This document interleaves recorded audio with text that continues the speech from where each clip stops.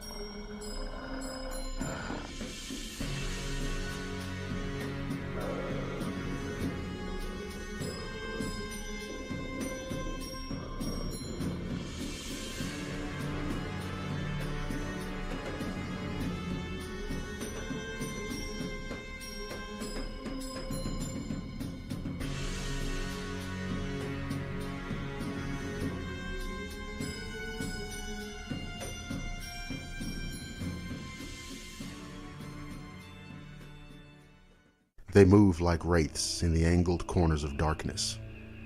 They are wanton agents of the night. These are the monstrous false reflections of life, desiring only to feed on the life essence of man. They are the devil's undead. They are shadow dwellers, Nosferatu. Blackwater Media and the Shadowland radio show presents The Vampire Show.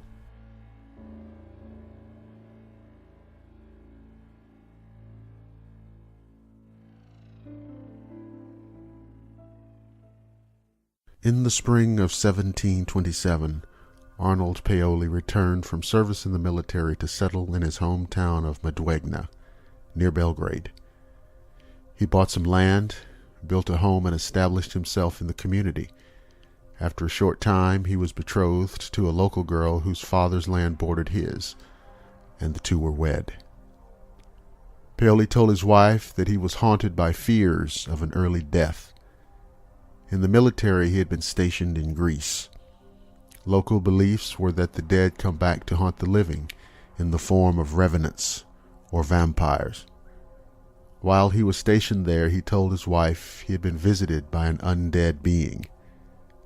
Afterwards, he hunted down the unholy grave from which the undead being had come, as was the local custom. He extracted his revenge upon the vampire by burning the corpse.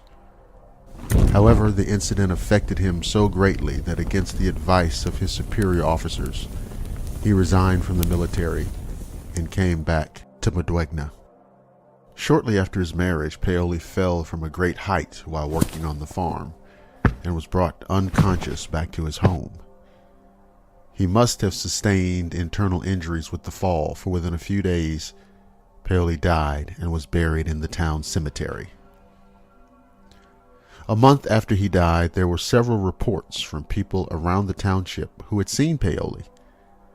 A few had even seen him in their own home, although these reports do not clearly state what he did while in these homes. For the most part, however, there was little panic stemming from these reports until a short time later.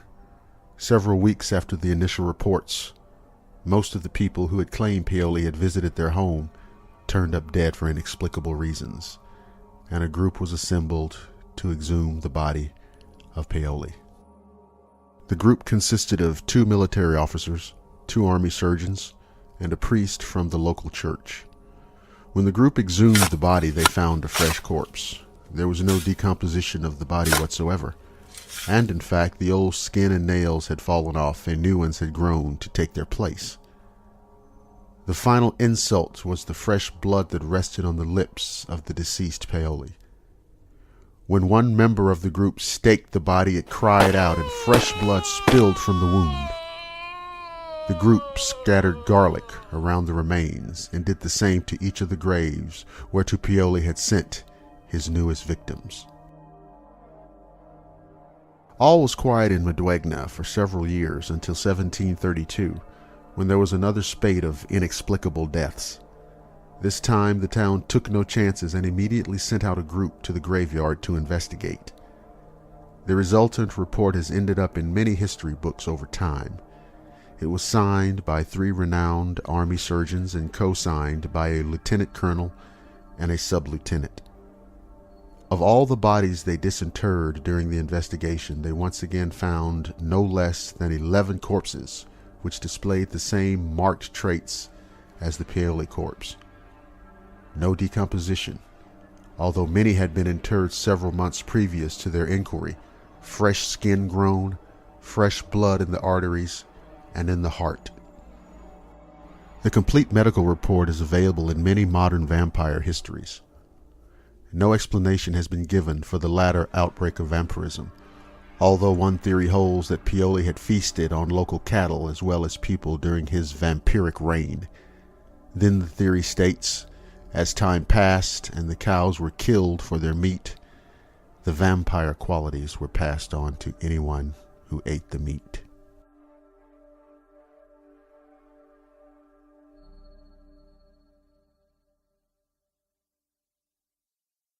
Evidence of the Alnwick vampire was collected by William of Newburgh, who collected a variety of accounts of vampires in England. One incident that occurred during his own lifetime concerned a man who served the Lord of Alnwick Castle in the 12th century. The servant, who was known for his wicked ways, was plagued by an unfaithful wife. Having hidden on the roof above his bed to see her actions for himself, he fell to the ground and died the next day from his injuries. Following his burial, the man was seen wandering through the town. People became afraid of encountering him and locked themselves in their houses after dark each day. During this time, an epidemic broke out and a number of people died. The sickness was blamed on the vampire. Finally, on Palm Sunday, the local priest assembled a group of more devout residents and some of the leading citizens who proceeded to the cemetery. They dug up the body, which appeared gorged with blood that gushed when struck with a spade. Having decided that the body had fed off the blood of many victims, it was dragged out of town and burned. Soon after, the epidemic ended, and the town returned to normal. Alnwick Castle is the second largest inhabited castle in England, and has been the home of the Percys, Earls, and Dukes of Northumberland since 1309. The castle has most recently been used for the filming of Harry Potter. It is located in the town of the same name in the English county of Northumberland.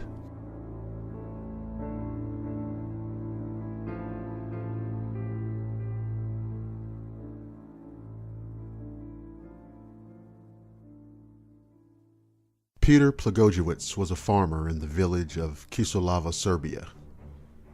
In 1725, Plagojewicz died, but he didn't remain dead. 3 days after his death, Plagojewicz returned from the grave and appeared before his son, demanding food. His son fed him, but the next night when Plagojewicz reappeared asking for more food, the son refused him. It is said that Plagojewicz left his son, but the next morning, the son was found dead. After a few days, 9 more people from the village were found dead. Before the death, each villager complained of exhaustion and appeared to have lost blood. They also all claimed to have had dreams of being visited by Plagojewicz. Plagojewicz's wife even claimed that he came to her asking for his shoes. She was so scared that she left the village.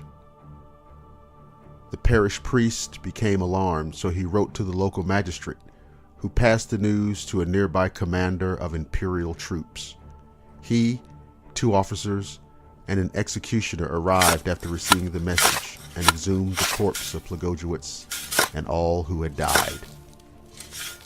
Plagojewicz's corpse was preserved and his mouth was covered in blood.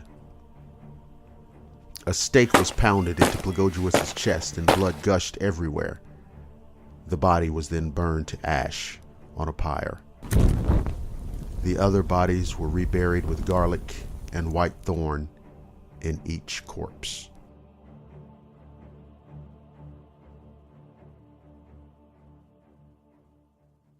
In the English-speaking world today, vampires are perhaps most famously associated with the region of Transylvania in Romania, thanks to Bram Stoker's gothic horror novel Dracula. Nevertheless, stories of vampires also exist in other cultures, and one of these stories comes from the southeastern European country of Croatia. It is from this Balkan state that we receive the story of Yuri Grando, said to be the first documented case of vampirism in Europe. Yuri Grando is recorded to have lived in a small Istrian village called Kringa during the 17th century. It seems that little is known about Grando's life, and he may have just been an ordinary villager prior to his death. Some sources claim that he was a nasty character. In 1656, Grando died and is said to have been buried in a local cemetery by the village priest, Father Giorgio. Shortly after Grando's burial, however, it was reported by the local population that the deceased had been seen wandering around the village and even knocking on the doors of certain houses. According to the 17th century Carniolan natural historian Johann Weichard von Valvassor, the people living in the countryside of the Istrian Peninsula believed in a type of vampire known as strigon. These are believed to have been sorcerers who fed on the blood of children during their lifetimes. When they died, they became the undead strigon and wandered around their villages around midnight. The strigon is also said to have a habit of knocking on doors of houses, and within a few days, someone from the house would die. It seems that Valvassor's description fits the story of Yuri Grando, or perhaps derived from it. Valvassor goes on to say that if a person died during the period when the strigon was sighted, it was generally believed by the other villagers that he or she had been eaten by the undead creature. Valvassor also wrote that the villagers believed that the strigon had the ability to silently creep into their beds to sleep with their women. According to the natural historian, the villagers also believed that the strigon had a taste for widows, especially if they were young and beautiful. It was this firm belief in the nefarious activities of the strigon that caused fear amongst the villagers, causing them to seek out the creature in order to kill it. In the case of Yuri Grando, the vampire is said to have terrorized his village for 16 years before action was taken against him. In 1672, the mayor of the village, Miho Radetic, gathered a group of brave young men to hunt Grando down and to put an end to his reign of terror. The men, 9 in total, went to the local cemetery and opened Grando's grave. The men are said to have seen that the dead man's body was still intact, which was taken as a sign of vampirism. In one version of the story, the men fled in fear, but they rallied together and, led by the mayor, went back to Grando's grave. Next, the men or the priest, who was one of the 9, tried to get rid of the vampire by invoking the name of Jesus Christ. This seemed to be of no avail. The group then tried to stab the vampire in the stomach with a wooden stake. This too did not work, as the stake could not pierce through its target. Finally, one of the men, said to be named Stephen Milasic, in one source beheaded Grando with an axe. The vampire is said to have given out a loud cry, and blood gushed forth from the neck. The men then covered the grave again, and that was the end of Yuri Grando.